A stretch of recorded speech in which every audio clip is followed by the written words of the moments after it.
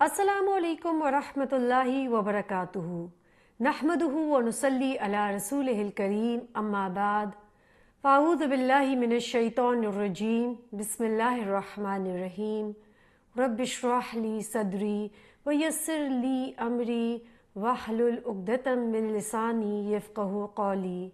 ناظرین، پروگرام وہ جن سے اللہ راضی ہوا کے ساتھ کول سکندر حاضر ہے۔ ناظرین، آج جس صحابی کے بارے میں ہم جانیں گے وہ ہے سیدنا خالد بن ولید رضی اللہ عنہ۔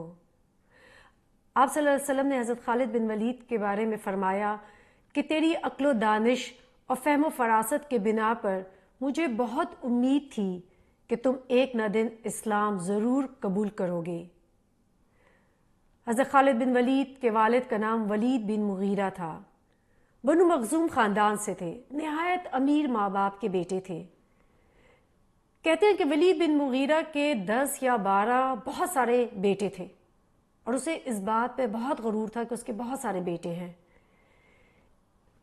ان کے قبیلے بنو مخزوم کے بارے میں کہا جاتا ہے کہ یہ بہادری کی وجہ سے بہت مشہور تھے، اور جب بھی جنگ ہوتی تو فوجی کیمپ ان کے قبیلے کے ماتحت ہوتے تھے۔ ان کا قبیلہ ہی جنگوں میں سپہ سالار جو ہے وہ چنتا تھا۔ ان کے والد کے کافی سارے باغ تھے۔ سخاوت اور بہادری ان کو اپنے خاندان سے ملی تھی۔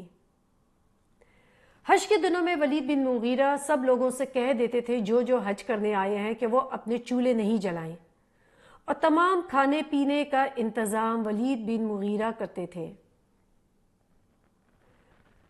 ہر سال کعبہ پر یہ غلاف اکیلے چڑھاتے تھے، یعنی باقی بھی قریش والے اس نیکی کے کام میں ہوتے لیکن وہ سب مل کے چڑھاتے، لیکن اسلام کے بہت بڑے دشمن تھے، اور یہ دشمنی صرف اپنے تعصب کی وجہ سے تھی۔ خالد بن ولید نے جنگ کی ٹریننگ اپنے خاندان سے ہی لی ہوئی تھی۔ یہ عظیم جنرل، باروب، پھرتیلے اور ماہر شاہ سوار تھے۔ نیزہ زنی، شمشیر زنی، غرض کے تمام سپہ گری کے جتنے بھی فن تھے ان کو جاننے والے تھے۔ غزوہ احد میں یہ مسلمانوں کی مخالفین میں سے تھے، اور آپ جانتے ہیں کہ احد کی جنگ میں مسلمانوں کو بہت نقصان ہوا تھا، کیونکہ حضرت خالد بن ولید کی ہی پلاننگ سے پیچھے سے واپس قریش مکہ نے آ کر حملہ کر دیا، اور کافی سارے مسلمان اور صحابہ اس میں شہید ہو گئے۔ آپ صلی اللہ علیہ وسلم اس جنگ میں آپ کے دندان مبارک زخمی ہو گئے، اور کافی آپ صلی اللہ علیہ وسلم خود بھی زخمی ہوئے تھے۔ احد کی جنگ کا پانسا مسلمانوں کے خلاف پلٹنے میں خالد بن ولید کا اہم کردار تھا۔ کہتے ہیں خالد بن ولید خود کے بہت سارے مارکوں میں میں نبی صلی اللہ علیہ وسلم کے سامنے آتا تھا، اور مجھے بہت دفعہ موقع بھی ملتا تھا کہ میں آپ صلی اللہ علیہ وسلم کا کام تمام کر دوں۔ کہتے ہیں لیکن کوئی ایسی غیبی طاقت تھی جو مجھے روک دیتی تھی۔ مجھے لگتا تھا کہ ان کے ساتھ کوئی ہے ایسی غیبی طاقت جو ان کی حفاظت کرتی ہے۔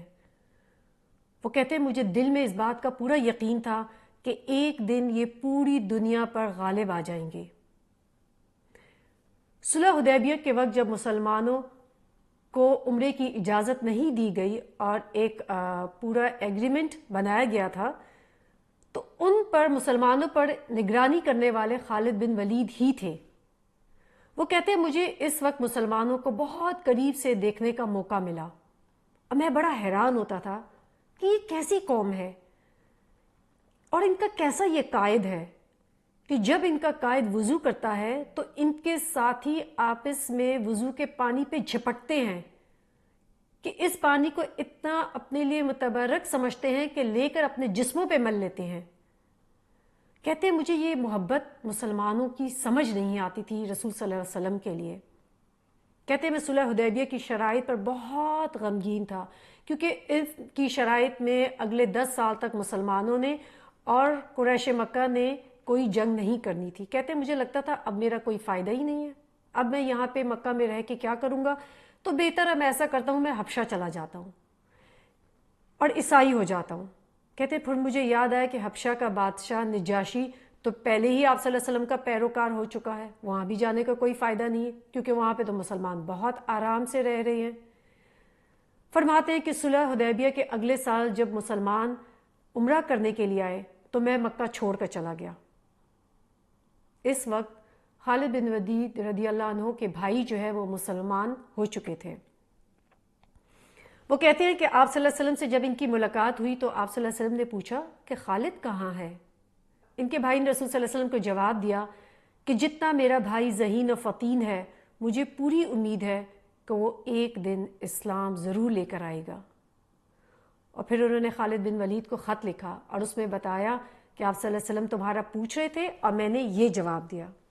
حضرت خالد بن ولید کہتے ہیں کہ باوجود تمام مخالفت کے مجھے دل میں بہت خوشی ہوئی اس بات کی کہ اللہ کے رسول صلی اللہ علیہ وسلم میرے بارے میں پوچھ رہے تھے جبکہ میں کتنا دشمن ہوں۔ کہتے ہیں رات کو سویا تو میں نے خواب میں دیکھا۔ اب خواب میں کیا دیکھا جانتے ہیں ایک بریک کے بعد۔ السلام علیکم ورحمۃ اللہ وبرکاتہ۔